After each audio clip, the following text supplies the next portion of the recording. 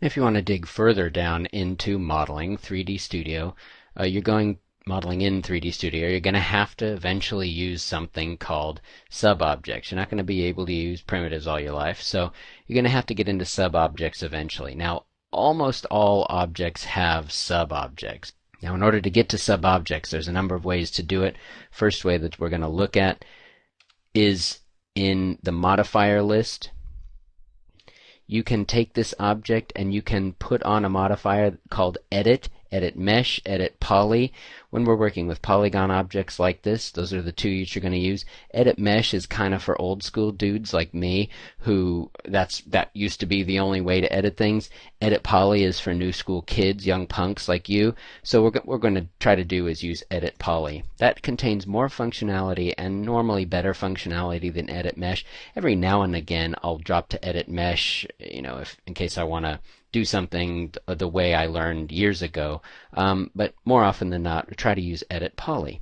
So we're going to do edit poly, and when you do that, you're going to see there's vertex, there's edge, there's a thing called borders, there's a thing called polygons, and there's a thing called elements. What this modifier does is give you access to those things that were already there, but it just allows you to manipulate them individually.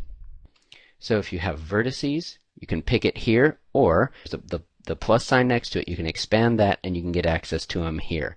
I don't often use this, to be honest. I more often use the icons down here. So if I want to edit vertices, I click on vertices and the vertices show up ready for me to edit and move around. I can pick them with any of the pick tools that we've discussed so far. I can move them around and do things to, crash up this teapot here. All right, go to edges, and you can pick individual edges to also work with. So adding works just the same as adding with objects. I'm holding down Control, holding down Alt will subtract, so it works just the same. So all your selection tools behave just the same, and then I can move these as well. I can move by edge also. Borders, we'll talk about in a second. Borders allow you to pick the absolute edge of some piece of the object. So the object itself has an edge here and there. So if you go in, right here we've picked the edge, that's the border. If we click on one of the edges here, that will pick all the contiguous edges that make up the end, the border of that piece. So it's a special type of edge selection. If I click back on edges, I can go back in and that border will still be picked, and then I can unpick certain edges. So border is a special type of edge selection. Now I can go to faces, and I can pick each one of these faces as an entire entity. Faces are made up of edges and vertices.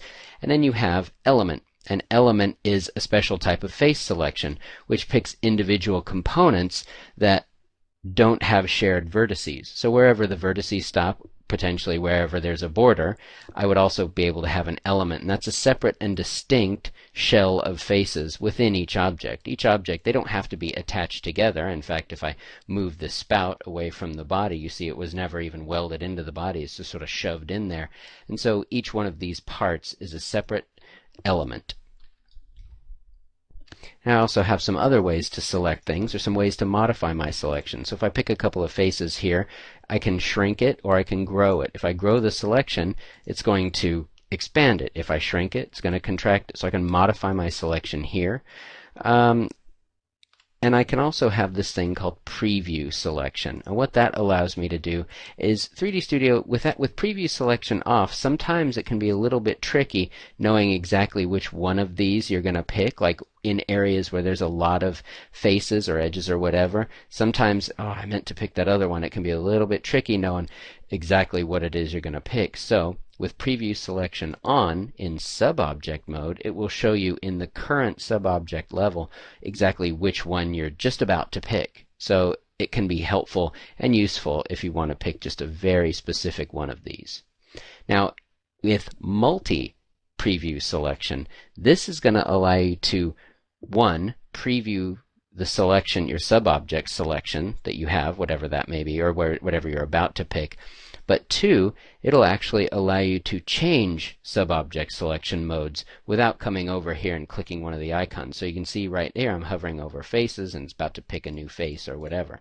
but I can also pick over an edge, and it will automatically switch edge selection mode and then select that edge I had just previewed and hovered over. And so same things for vertices. If I pick a vertex, I can select, I can switch modes and at the same time pick a vertex as well.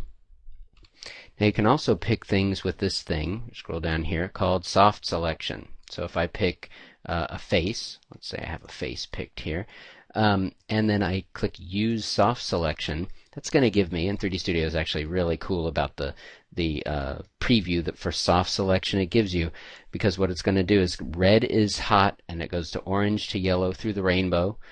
It means that that selection has fallen off. So I've actually picked just this face, but it's also going to have a nice fall off curve outside of that face. So if I want to move that face around, I can sort of inflate the teapot or whatever, whatever I need to do here. So I pick multiple faces, and then you see the soft selection is going to create a little envelope with a nice little graphical display of where that envelope has the most influence, where it's closer to red, orange, and then where the influence tapers off as it goes to blue.